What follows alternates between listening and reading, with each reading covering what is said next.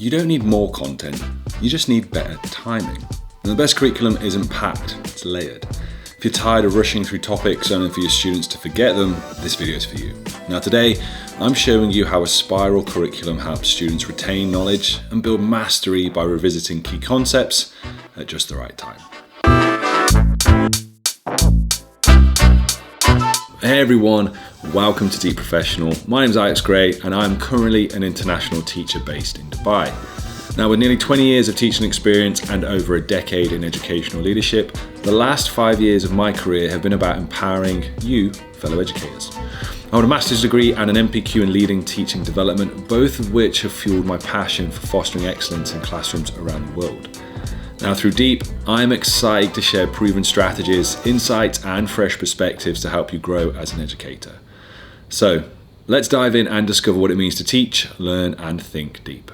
The spiral curriculum was introduced by psychologist Jerome Bruner in 1960. His idea? Instead of teaching a topic once and moving on, we should revisit key concepts regularly. Now each time adding more depth and complexity. Think of it like building a house. You don't just build the roof first and hope for the best. You're going to start with a foundation. Then you're going to add layers over time. And that's exactly what we do in spiral learning. Instead of cramming everything into one lesson, students return to the same concepts at progressively deeper levels, reinforcing long-term retention. So why does it work? Well, let's break down some of the research. First of all, we've got spaced repetition. You know that is key for memory retention. We also then have interleaving, which is about mixing related concepts and boosts understanding. We've got cognitive load theory, so revisiting content in manageable chunks. And then we talk about the spacing effect, which is through reinforcing long-term retention. A spiral curriculum also supports mastery.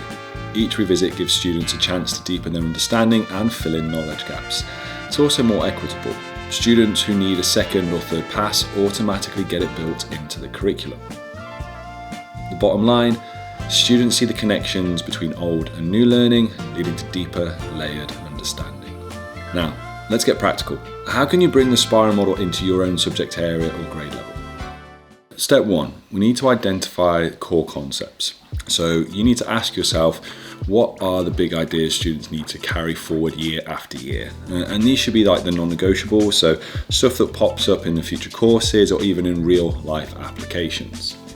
Now, step two, you're going to map out exactly where these concepts appear across your units, your terms, or even in different grade levels.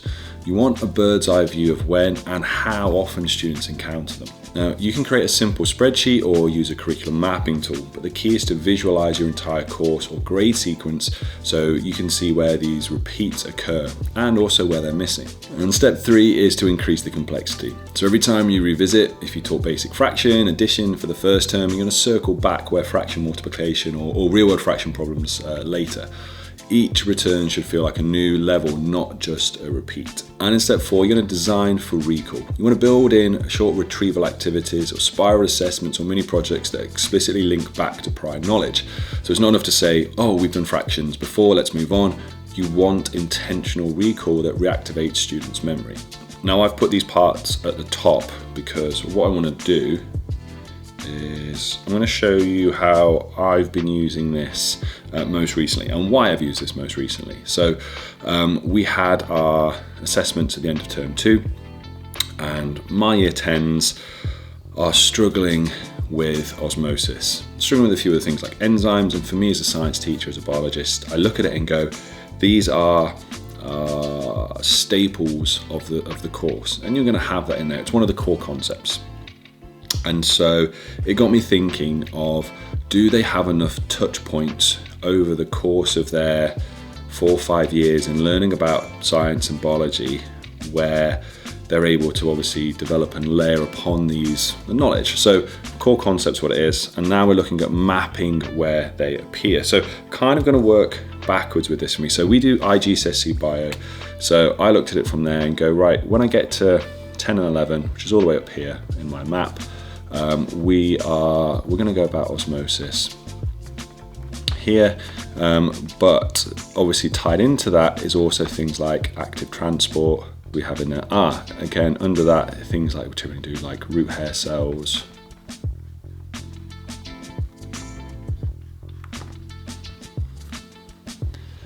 like this. So we've got comparisons that we have to be able to make between osmosis, active transport, diffusion, and so on from there. So I step it down then, and I'm going to look at this in terms of, that's touch point 3. This would be touch point 2. Now this might be year 8, year 9, dependent on when you teach it. That then is the intro to osmosis. So we want to be able to define it. So the idea of things we can do, year 8, year 9 is my second touch point. And then go back down and we've got touch point number 1, which is more often going to be done in year 7. Intro to cells. So students are going to learn obviously then about animal and plant. So super basic, but they learn about animal and plant cells, they learn about some of the structures that are inside there. We also then do a diffusion practical. So that might be things like tea bag. It could be simple things like the sugar cube. There's other ones like with potassium permanganate, which is this purple crystal you put into water and it starts to then sort of dissolve and shows diffusion really nicely. And then you can see hopefully from there how the sequencing works, where we start in year 7, we get our introduction to cells, learning the structures, and we start to see diffusion. The second touch point then takes place either in year 8 or 9, we start to introduce osmosis, and obviously you can recall and work back onto that. You build on, like we said here, like learning for recall. So you may start with that. I would start with something about diffusion, and then obviously start to integrate things like osmosis. We can obviously go back with semi-permeable because it's a cell membrane, they've learned that in year 7. So you can see from there it's a layering, but the complexity of it, like I say, increases again because you're taking what we already know, we layer onto it. And then once we get into year 10 and 11, again, you can recall and work backwards for what you've learned there about diffusion and osmosis. And then you start to bring in active transport, which is another form of it. And again, adds more complexity. You can then go, well, we learn about root hair cells. Well, somewhere through here, we're going to do about specialized cells. You might go into it when you do about photosynthesis. Again, within this period of time, because you're learning about how do we move in the products.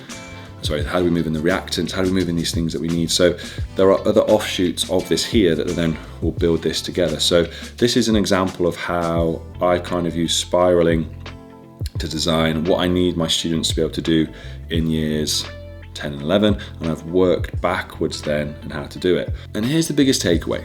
Spiral curriculum isn't extra work. If anything, it's smart sequencing. By layering concepts over time, you're going to see better retention, deeper understanding, and actually, hopefully, more confident learners. Now, if you want to give this a try, make sure to grab my free Spiral Curriculum Planning Guide. You'll see the link in the description notes below. And that's it. Thanks for watching. And as always, if you've enjoyed the video and you found it useful, hit the like button for me. And if you're new here, do consider subscribing.